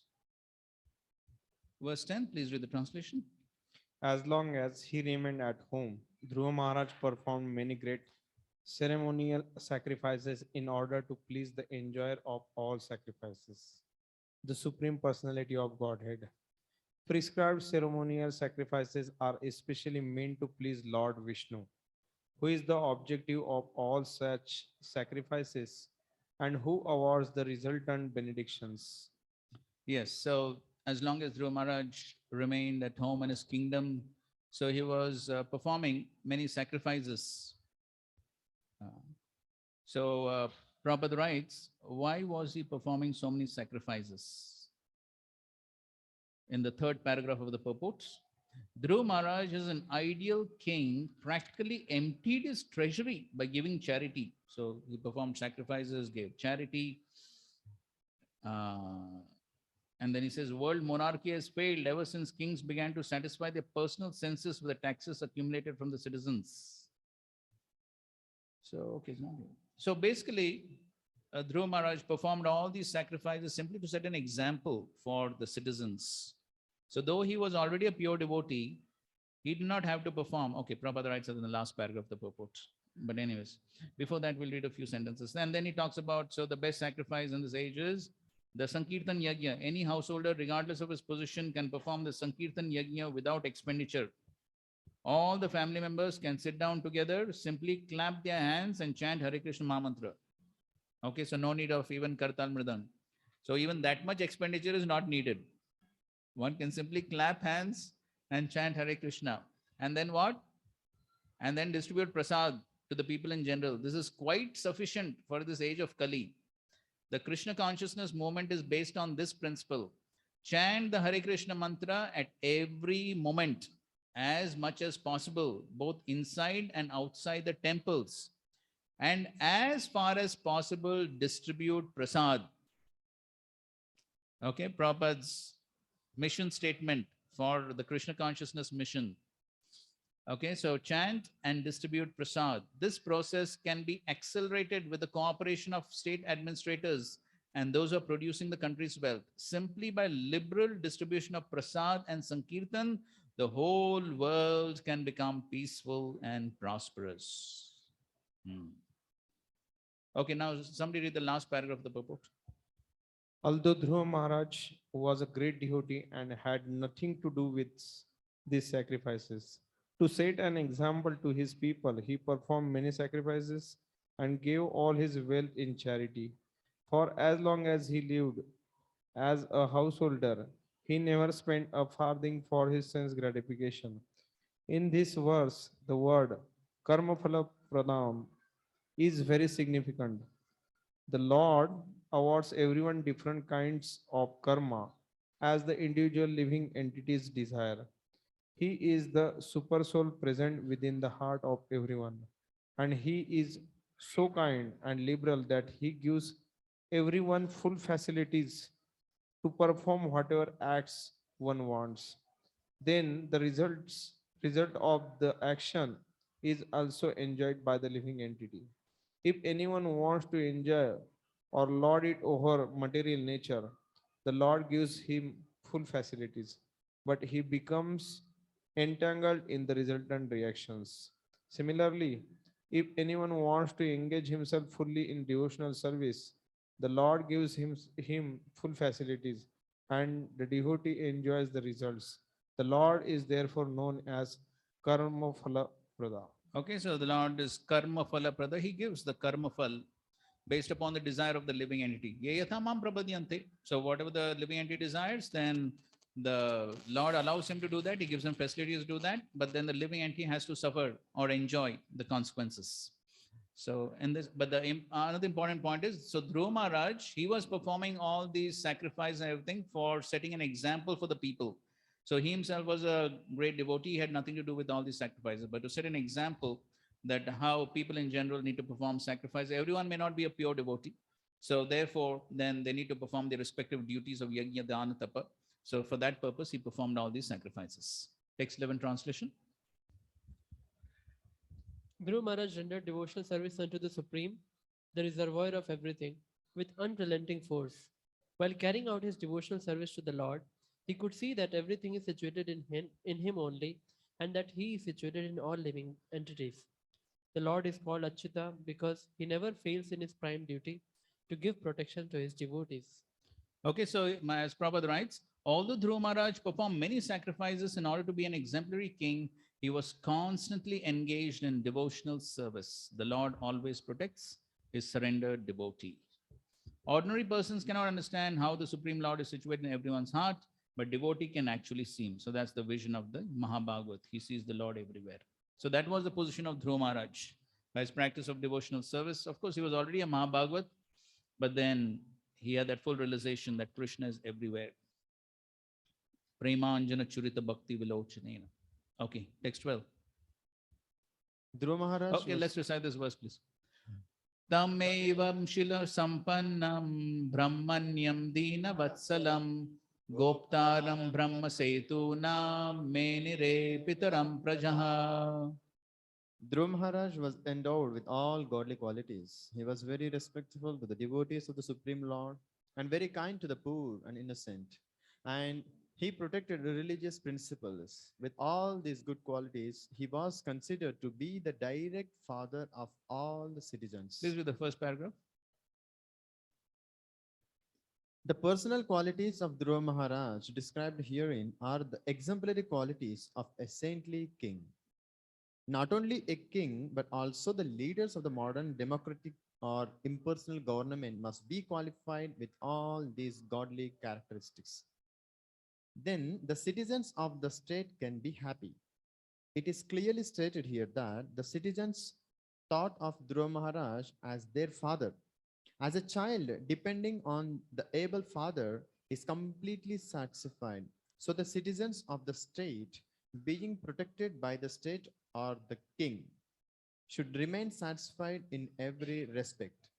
At the present moment, however, there is no guarantee by the government of even the primary necessities of life in the state, namely the protection of the living,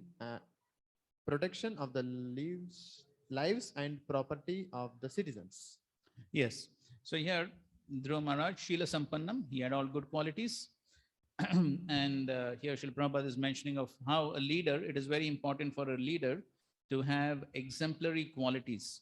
There's a very nice purport in the 17th chapter of the first canto. A verse number, I'm not exactly remembering what's the verse number, something around 40, something like that.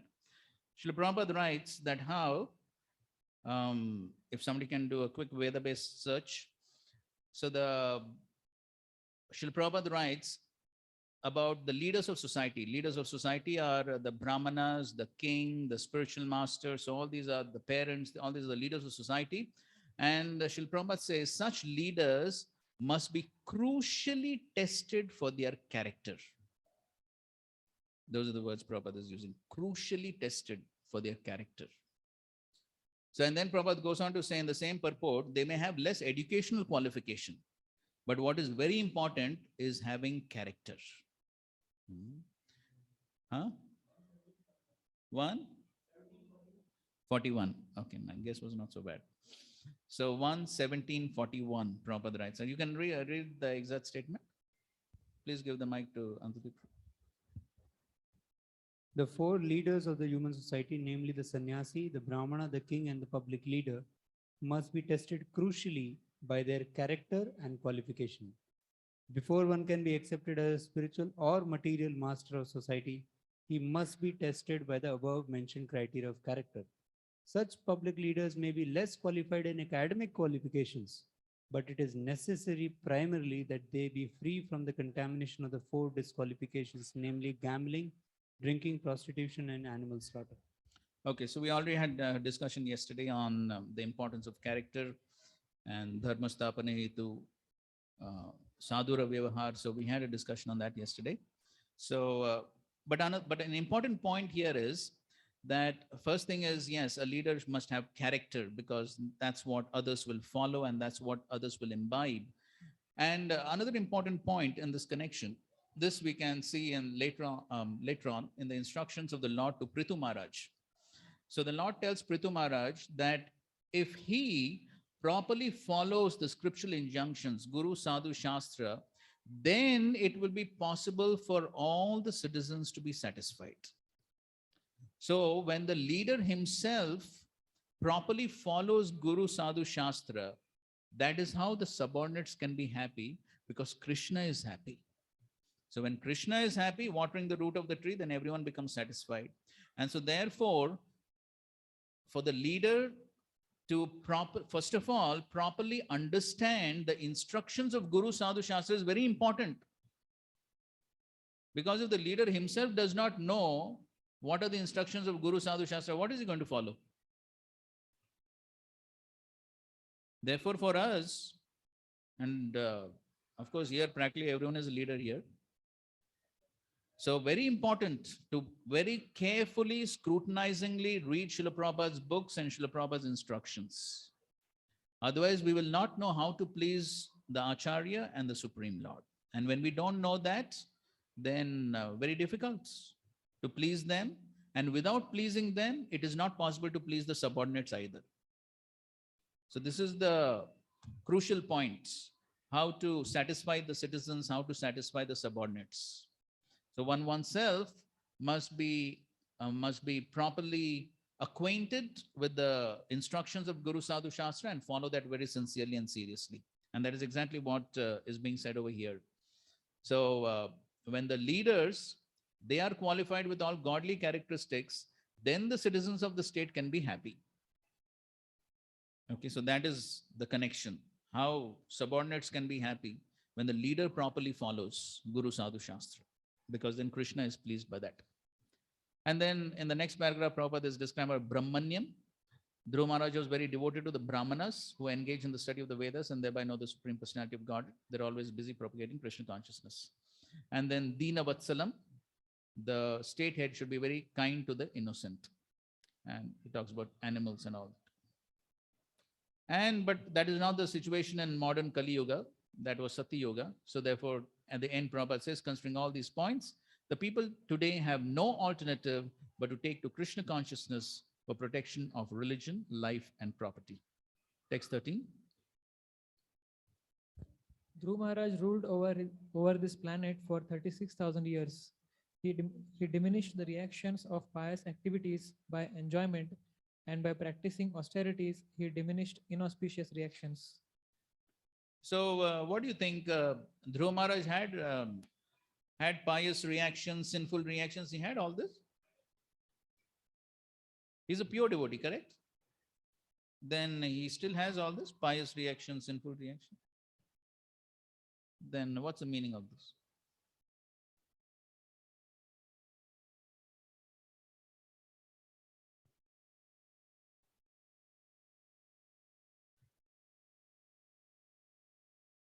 Any thoughts? Okay, under the truth. A leader gets 1/6 of the karma of the entire praja. So if he's doing devotion service properly, then he remains above the. Okay, that's applicable to a common leader. But in the case of Dhruva Maharaj, how does it apply? No, even the devotee leader has to bear the situation of being a leader.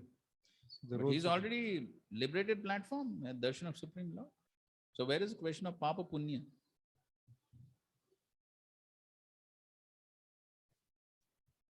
Papa Punya is only for one in the material realm, correct? Papa Punya doesn't exist for a liberated platform. And that is the same thing. But that is the common injunction for any ordinary king, any ordinary leader. But Even we say the spiritual master suffers the reaction for a subordinate's misconduct. So it is not like, so there is a reaction, even if he's a liberated person, there is a reaction for bearing the responsibility of a subordinate. So for a pure devotee, it's also mentioned that he has to bear the reaction because he is taking care of that person. Similarly, the leader, if he is a king, he's a liberated devotee, that is his conduct is good. But because a subordinate goes wrong, then he has to bear the reaction. So thus he has to fulfill the responsibility of training. But then because he's on the liberated platform, Krishna will take care of that. No, tvam sarva papebhyo. Krishna. Okay, any case, without getting into too much discussion. So Vishwanath Chakravarti Thakur says, so he's desiring to become free from pious activities, sinful reactions. This is simply out of humility. So it is not a case that he actually has any papa punya, but simply out of humility, he's thinking himself like an ordinary person. And therefore he is desiring to be free from all these papa and punya. But actually, as of Dhruva Maharaj, he had no such reactions as he's on the platform of prema. That's how Vishwanath Chakravarti Thakur explains this. Okay, fine. Please read the translation to 14.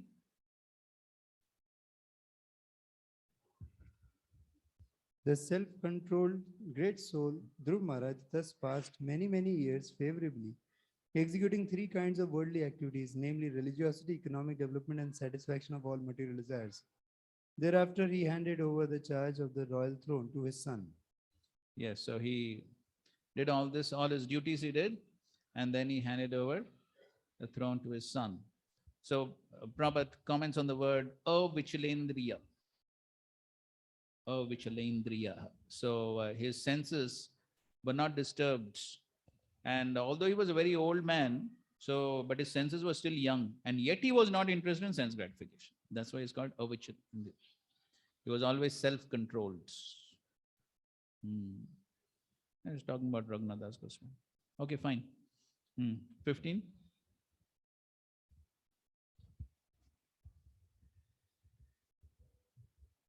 Srila Dhruva Maharaj realized that this cosmic manifestation bewilders living entities like a dream or phantasmagoria because it is a creation of the illusory external energy of the Supreme Lord. And one more. Thus, Dhruva Maharaj at the end left his kingdom, which extended all over the earth and was bounded by the great oceans. He considered his body, his wives, his children, his friends, his army, his rich treasury, his very comfortable palaces, and his many enjoyable pleasure grounds to be the creation of the illusory energy. Thus, in due course of time, he retired to the forest in the Himalayas known as Badrika Ashram. Okay, so in this way, Dhruva Maharaj perfectly understood that all these things in the material world are illusory. And so he left his kingdom, which he ruled for 36,000 years, and went to Badrika Ashram. Okay, fine. So we will continue the rest of the chapter tomorrow. That will be the last class on this unit. Thank you very much. Srila Prabhupada ki jai, Granthra Srimad Bhagavatam ki jai, Samved Gaur Bhakta Vrinda ki jai. Hare Krishna.